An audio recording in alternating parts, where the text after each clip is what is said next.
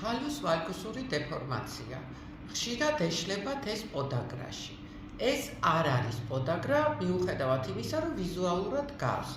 პირველი თითის დახრის კუთხე ნახეთ როგორ მატულობს.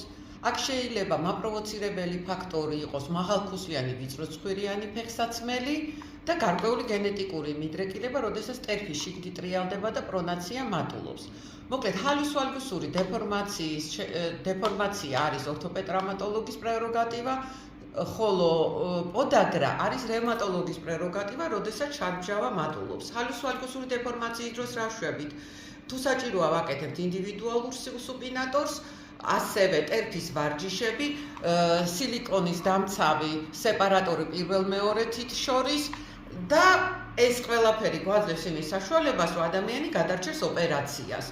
დავიმახსოვროთ, ჰალუს ვალგუსური დეფორმაცია უფრო ხშირად ხდება ქალბატონებში, ხოლო პოდაგრა უფრო ხშირად ხდება კაცებში, მაგრამ არაფერი არ არის გამორიცხული. ყოველ შემთხვევაში ძალიან დიდი სხვაობაა ჰალუს ვალგუსსა და პოდაგრას შორის.